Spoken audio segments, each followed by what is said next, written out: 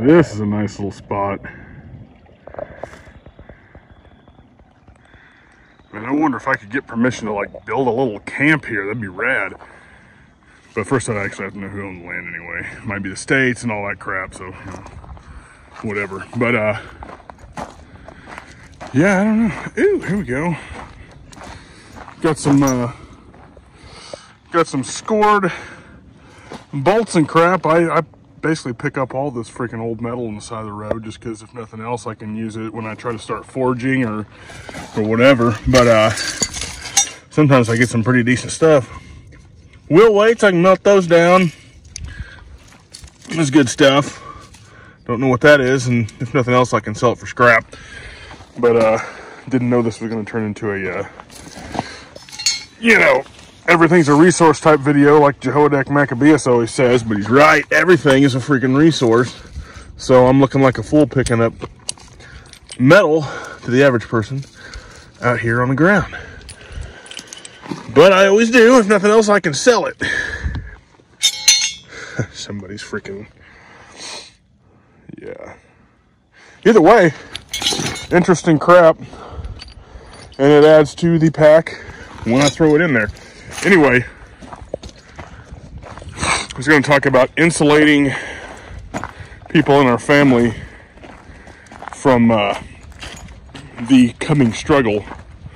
And it's really not one of those things you can actually do. The idea that you can insulate your family really doesn't hold up.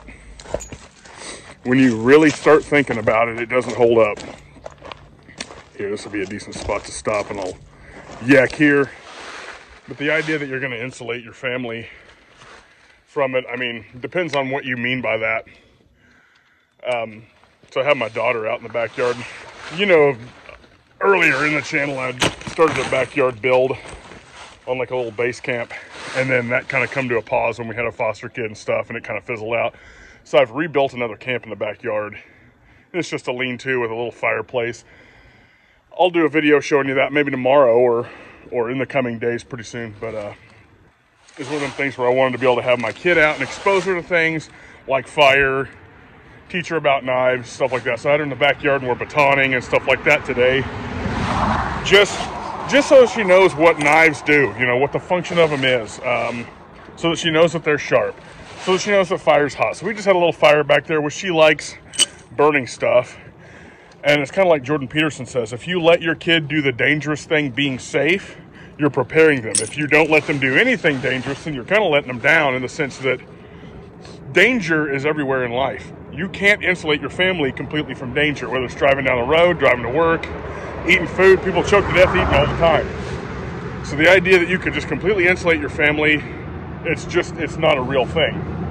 So I choose to kind of expose my family in an intelligent manner, especially my 4-year-old. And so we were back there building the wall, the last side of the wall to the lean-to on the front end of it and stuff like that. And I might throw some pictures in at the end of this just for fun. My daughter's showed up on the channel a little bit in an earlier video. I try not to put her on here a whole lot, but at the same time, she's on my Facebook, you know. It's not like, I guess the cat's out of the bag if I was wanting to keep what my kid looks like, you know, from the entire world. It really isn't going to work that way, but, you know, I'm trying to teach her, you know, safety with all kinds of things. So I just take her out there and expose her. Half the time she's out there blowing bubbles, and the other half she's holding parts of the wall up.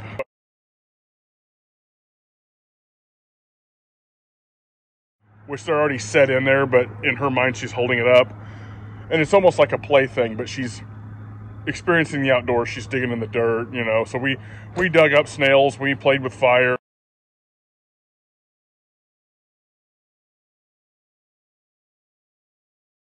We taught her how to tie with bank line and stuff like that. And, you know, she'll get better as she does it. She's not real good at it now, but I'm just trying to take her out and show her what I can. And so I guess what I'm saying here is try to expose your family to the things that they need to know, as opposed to, you know, trying to protect them from anything that could hurt them. You know, I was let run around in the woods with a gun in single-digit ages, and we're talking high-powered rifles like a Mosin. Granted, it's not the world's greatest gun, but you can definitely get killed with it if you're stupid. So, you know, I guess I'm just taking the approach of train them up sort of in the biblical way, train them up in the way they should go, and when they're old, they will not depart from it. Whether that's safety with a gun, whether that's a relationship with God, or any of that stuff. So I guess what I'm saying here is don't try to stop your family from being in and around dangerous things, because it's not a possibility. So prepare your family. Give your family that spiritual frame of reference. Take them to do things, whether it's fun, and you expose them to the elements of these things that they may have to do later. So with that, I just figured I would kind of give a little update on the rucking. Let me change camera view here. Same pack you've seen before, did some zipper pull stuff. I've got the Ontario 6420 Kukri and a Schrade SCX2 with the Kydex snap over thing on it, and I put a shovel on here. I've got a little bit different stuff inside, so we're running about a 50-pound pack right now, and I don't exactly know the distance, but we are like most of the way of my commute to work from home. I live like 5 miles from my work, but you know, that way is home. But so the pack's about 50 pounds. Yeah, I always add metal in, or anything I find on the side of the road that can be hauled to the scrapyard or melted down or actually reconditioned and used on something. So hauling the metal home. Gonna look more on the side of the road. You'd be surprised the crap that I found. I found really good hardware all up and down the interstate. So you know, it's just one of those things. Everything's a resource. What the heck that is? Yeah, it's just a freaking root. Looked like a piece of hose for a minute, but I tell you, I'll be hauling this crap home. Anyway, just trying to figure out the distance of this from the house. I'm probably altogether this direction. I'm probably 3 miles in right now, and it'll probably be about 3 miles back. It could be under 6 mile round trip. It might be 5.5 or something. I need to map this out, but 50-pound pack at between 5 and 6 miles. And it's starting to get dark, but I love these cliffs out here and stuff. Granted, you're not getting a real great view of them. And I just wanted to come down here by the river and look around. But I'm going to have to get back. I may have to wear a headlamp some of the way home. But just wanted to blab at you guys and talk about some things on my mind as I spent the day in the woods. Well, isn't really in the backyard. I'm not in the woods, but taking my kid out, doing woodsy things in the backyard. That little camp is in a residential neighborhood in my backyard, but at least I'm getting my kid out of the house and doing something, and I have a place I can go frickin' shoot a knife review, or just BS around a campfire, or cook something, you know, teaching my kid to camp cook and all that stuff. So just wanted to kind of touch base, and I needed to go on a ruck because since Halloween it's just been one thing after another, and I hadn't really had time for a ruck, and so now I'm kind of kicking back in and going further than normal and just dipping my feet back in. Not that I had quit altogether, but you know, sometimes life gets in the way. I'm just kind of enjoying it out here. So probably started a part of a conversation that I can't remember because I'm ADD as I'll get out. So you know, I guess until next time, thanks for watching, and hopefully I got a knife review coming up and a backyard kind of camp cook area thing. It's kind of a hobo cook area that I'll do a video on that pretty soon, and I'll see you all later. So I knew I had ADD'd to some degree here. I was going to give an update on just, you know, how the rucking is going.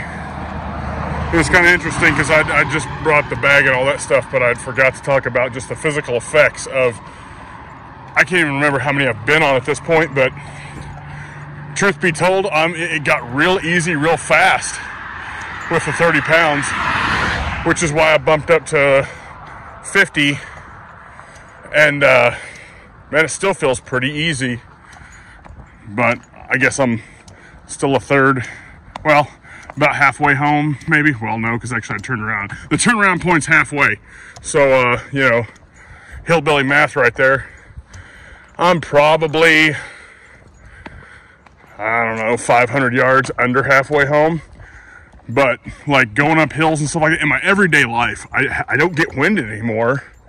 But I'm not doing, you know, calisthenics or anything like that. But just in general, when I was close to 500 pounds, I was winded going across the parking lot when I got done at work. I'm barely winded at all most of the time now. I mean, even in just hard labor, strength related jobs, rucking, any of that crap. I remember I'd get out of breath just talking, like back in 2020 and 2019. And I was like, gosh. So like the idea that I've come from that to being able to ruck and bumping up weight at this point and increasing distance, depending on the amount of time I've got. Sometimes I'm doing the 2 miles, sometimes I'm doing the 3.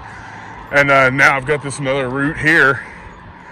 I'm always looking for new places to go, but you know, the physical effects have been crazy good.